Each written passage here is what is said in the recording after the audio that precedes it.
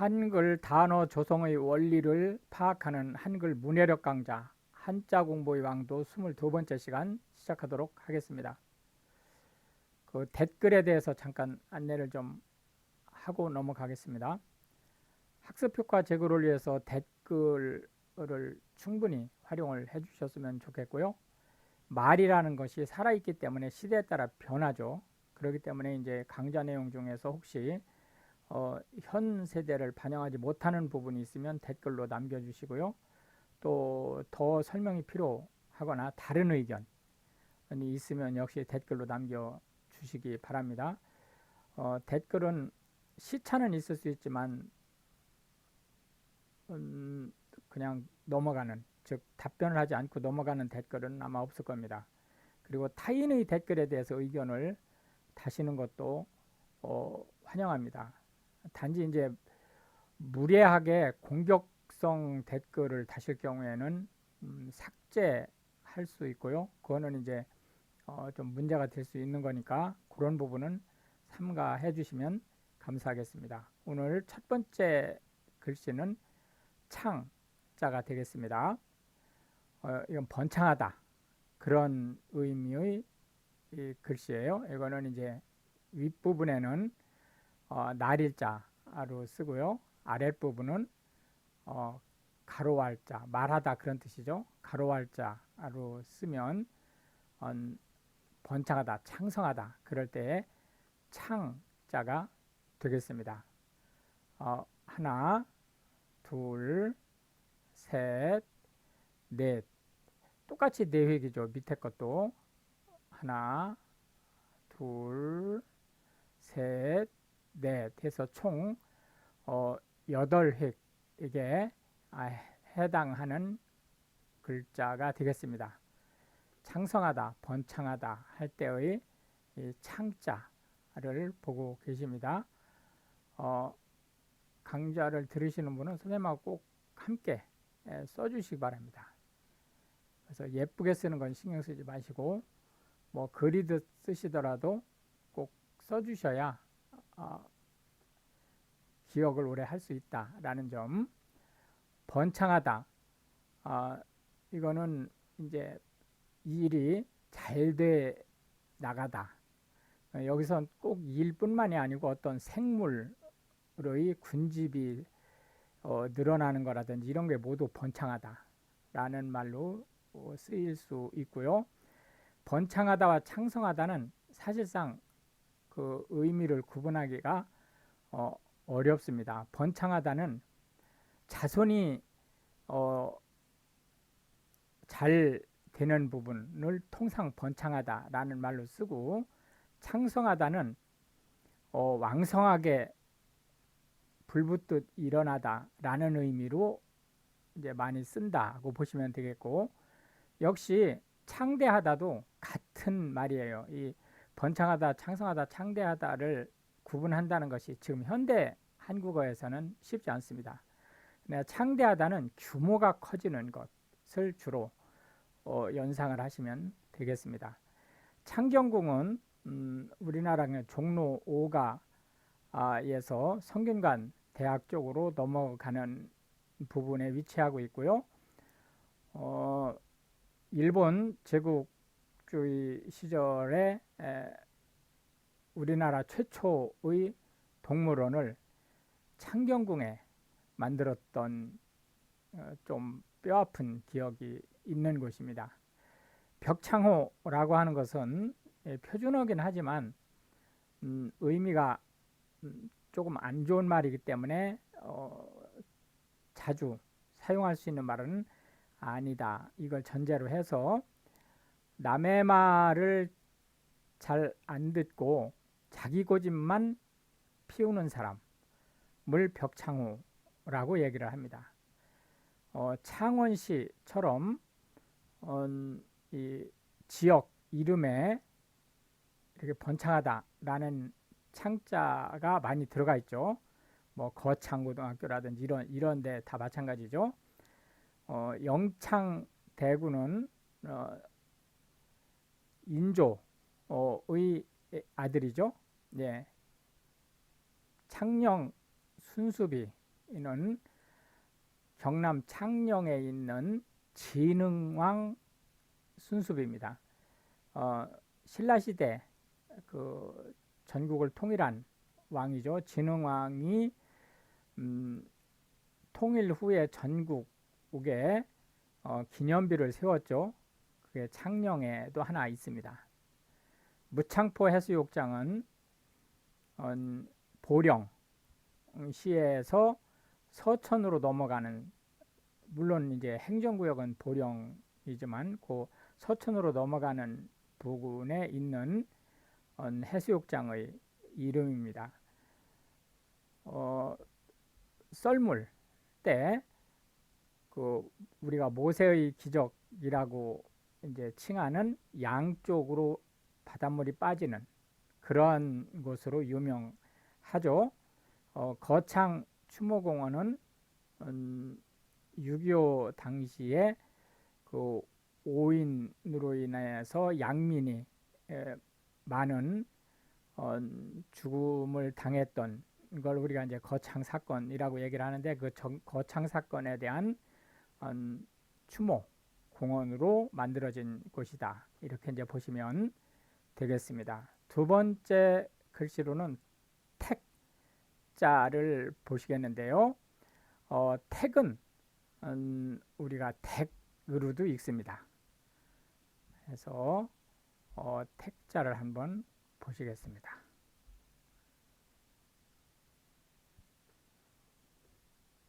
다시 한번 보시겠습니다.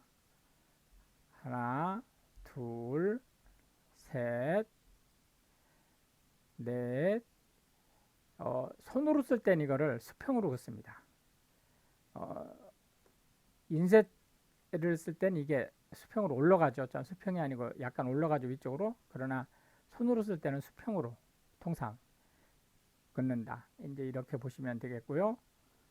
여기서 삐쳐서 마지막 마무리를 하면 택자, 택으로도 읽습니다. 가 되겠습니다. 하나, 둘, 셋, 넷, 다섯, 총 7획에 해당하는 글자가 되겠습니다. 자택, 그러면 본인의 집이란 뜻입니다. 여기서 본인은 소유를 의미하는 건 아니고요. 물론 여기에 아운하우스라고 얘기를 하지만 소유를 뜻하는 건 아니고 현재 점유하고 있는, 살고 있는 이란 뜻입니다. 역시 이 자택이라고 하는 의미는 원래는 건물을 의미하는 거예요. 그러나 가정을 의미할 수도 있다. 주택은 사람이 살아가는 일상생활을 하는 곳을 주택이라고 합니다. 사물을 본다든지 영업행위를 한다든지 할 때는 주택이라는 말을 쓰지 않죠. 이 주택은 잠을 잘 수 있는 곳입니다. 공동주택은 여러 세대가 한꺼번에 살 수 있는 건물들을 얘기하는 거죠. 여기서 한꺼번에 산다는 것은 한 집에 한꺼번에 산다는 것이 아니고 이런 자택에 해당하는 것이 연이어서 또는 층으로 구성되어 있는 데를 공동주택이다. 아파트먼트라든지 우리나라의 연립이라든지 또는 주상복합이라든지 모두 공동주택에 들어간다. 이렇게 보시면 되겠고요. 전원주택은 영어로는 뭐 어떻게 딱히 표현할 방법이 없어서 컨트리 하우스 이렇게 얘기를 하지만 의미가 좀 다르죠. 전원주택이라고 하는 건 실제는 도시 생활을 하는 사람인데 세컨 하우스 입장, 일종의 별장 입장으로 도시 인근의 시골에 주택을 운영하는 것을 우리가 통상 전원주택이다 이렇게 얘기를 합니다. 그러나 이제 원래 의미가 컨트리 하우스라는 의미를 가지고 있기 때문에 반드시 뭐 별장형이 아니더라도 도심에서 좀 벗어나서 그 시골 지역에 세워진 주택은 전원주택으로 보실 수 있겠습니다. 고택은 오래된 집이라는 의미예요. 그러니까 낡은 집이라는 의미도 가지고 있죠. 그러나 그런 의미보다는 우리는 이 고택을 사적에 해당하는, 그러니까 역사적, 문화적 가치가 있는 집이란 뜻입니다. 그래서 예를 들어서 뭐 추사고택 그러면은 김정희 선생님이 태어나시고 성장하시던 집이다. 그런 의미를 가지고 있다. 이렇게 보시면 되겠고요. 사택은 원래 이 컴퍼니 하우징이에요. 원래는 이게 회사라는 뜻의 사자를 쓰는 거죠. 그래서 임직원들을 위해서 그 주택을 마련하는 것을 사택이라고 얘기를 하는데, 여기서 그 꼭 이거를 회사라고 할 때 모일 사자죠. 모일 사자를 썼다 해서 회사에 속한 주택만 얘기하는 건 아니고요. 예를 들어서 뭐 군 부대에서 또는 그 관공서에서 그 간부나 또는 직원들을 위해서 공무원들이죠.를 위해서 그 만든 주택도 사택이라고 얘기를 합니다. 이건 공택이 아니고 사택, 이렇게 통일해서 부른다. 이렇게 이제 보시면 되겠고요. 택배라고 하는 것은 딜리버리 서비스죠. 그래서 집 앞까지 또는 고객이 지정한 장소까지 물품을 배달해주는 서비스를 택배 서비스라고 얘기를 합니다. 이제 지금까지는 이제 택자로 읽는 경우를 본 거고요. 세 가지를 댁자로 읽는 거를 소개를 하겠습니다. 그냥 아무 소리 없이 댁 이렇게 얘기를 하면 너라는 의미입니다. you. 그래서 댁이 누구세요? 이렇게 물어보면 당신은 누구십니까? 라는 의미죠. 새댁이라고 하면 새로 시집온 신부를 새댁, 남이 부를 때 새댁이라고 얘기를 합니다. 예산댁 이러면 요 예산이 이제 우리 고향이에요. 그래서 이제 참고로 예산댁이라는 말을 썼는데, 이 앞에 지역이 붙으면 그 지역 출신의 안악내라는 뜻입니다.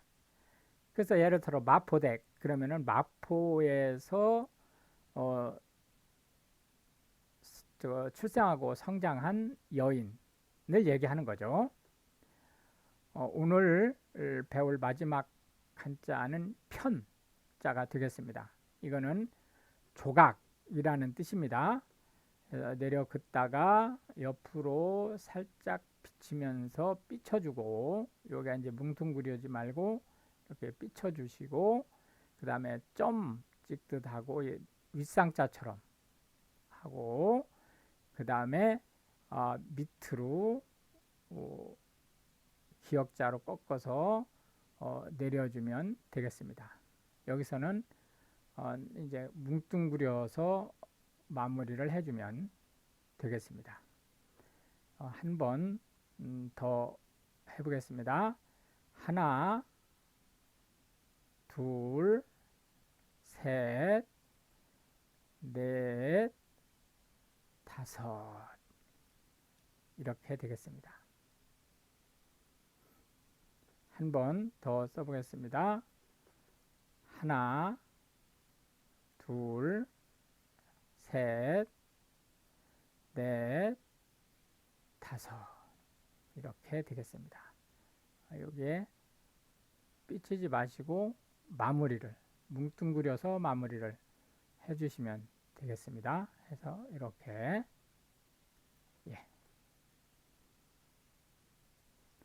편자가 들어간 글씨는 그 단어는 엄청 많습니다. 그러나 현대에 이 편자가 들어간 글씨는 많이 쓰지 않습니다. 그렇기 때문에 이제 몇 가지만 소개를 해드리면, 절편, 이건 떡의 이름이에요. 떡이 이렇게 네모지게, 통상 네모지게 이렇게 끊어서 먹기 쉽게 만든 떡입니다. 아편 하면 어평을 한자로 표기한 것을 한글로 번역하면서 이상한 표현이 된 거죠. 마야 그 일종이고요. 아편 전쟁은 청나라가 영국하고 포르투갈 이쪽에 대패했던 전쟁이죠. 이로 인해서 마카오라든지 또는 홍콩이라든지 이런 데가 100년 동안 유럽 쪽에 이제 할양됐었던 그 전쟁입니다. 단편적이라고 하는 것은 특정 측면만 보는 것을 얘기합니다. 파편이라고 하는 것은 예를 들어서 유리잔을 떨어뜨려서 조각난 거, 이걸 파편이라고 그러죠. 또는 군사용으로 수류탄이라든지 또는 크레멀이라든지 이런 것들이 조각조각 난 것, 그것도 파편이라고 얘기를 하는 거고요. 편도는 일방으로 가는 것을 편도라고 얘기를 합니다. 그래서 도로가 이렇게 있는데 우리나라 중에서 특히 그 목동 같은 데 보면은 편도가 많죠. 가기만 하는 거예요, 한쪽으로.